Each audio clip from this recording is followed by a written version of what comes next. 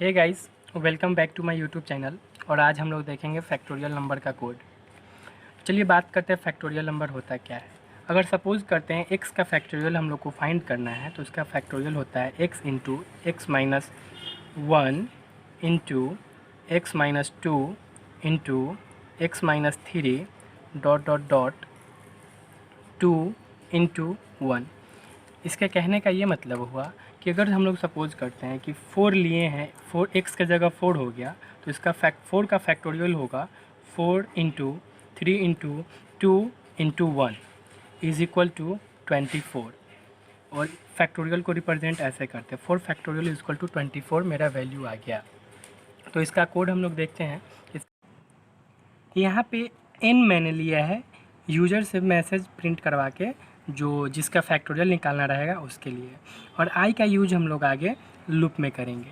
आपको पता ही है कि किसी भी नंबर का, किसी भी डिजिट का फैक्टोरियल निकालने के लिए हम लोग को 3-4 बार, मतलब कि उसका मल्टीप्लिकेशन 1 तक जाना होता है। इसका अगर 4 लिए हैं तो इसमें 3 टाइम 4 टाइम मल्टीप्लिकेशन हुआ है, तो ये एक लूप में इसका यूज़ करेंगे। इसी के लिए लूप का वैल्यू अपडेट और इनिशियलाइज़ करने के लिए आई लिए हैं।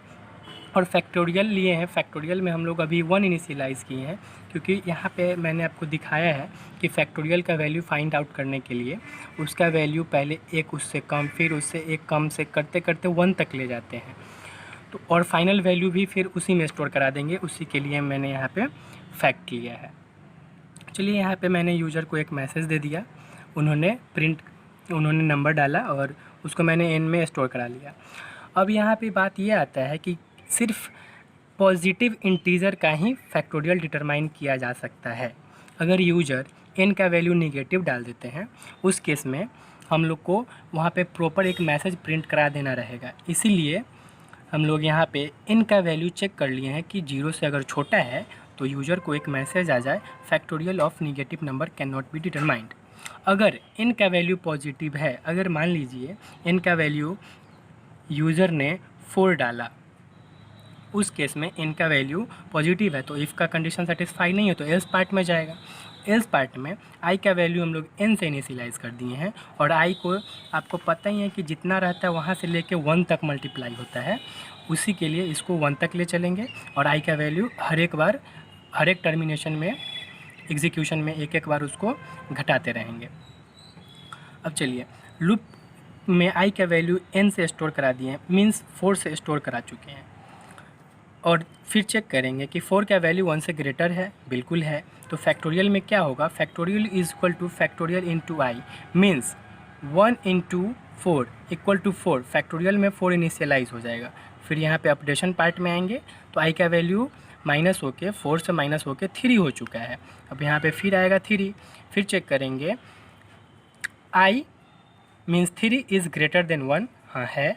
फिर आएंगे, फिर फैक्टोरियल में करेंगे 4 इंटू 3, फिर से इसको फैक्ट में ही स्टोर कराएंगे, मीन्स हो जाएगा 12। अब फिर से एक बार i का वैल्यू घट जाएगा, i का वैल्यू हो गया 2।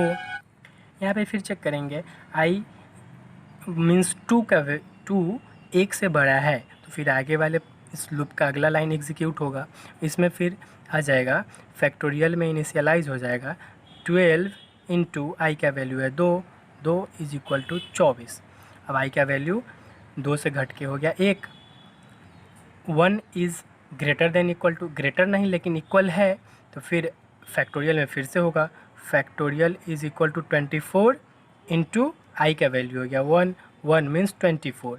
अब अगली बार आई का वैल्यू 1 से घट के हो गया 0। फिर यहाँ पे आएंगे, चेक करेंगे 0, तो यहाँ पे कंडीशन फेल हो गया तो लूप में नहीं जाएगा। तो फिर कोड का अगला लाइन आते हैं, तो यहाँ पे मेरा फैक्टोरियल का वैल्यू 24 निकल चुका है। अब कोड के अगला लाइन में देखते हैं, तो इसमें मैसेज हम लोग प्रिंट कर देंगे फैक्टोरियल इज़ और फैक्ट में मेरा वैल्यू 24 है तो एक मैसेज आएगा फैक्टोरियल इज़ 24। इस तरह से हम लोग किसी भी नंबर का फैक्टोरियल निकाल सकते हैं।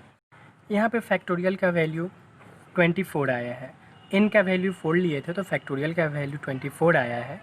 और अगर मान लीजिए किन्हीं के दिमाग में ये आएगा कि अगर n का वैल्यू बहुत ज़्यादा बड़ा ले लेंगे तो उसका फैक्टोरियल का अगर वैल्यू इंटीजर, क्योंकि फैक्टोरियल का मैंने इंटीजर डेटा टाइप लिया है तो उसके रेंज से बाहर चला जाएगा, तो यहाँ पे मैसेज प्रिंट नहीं होगा।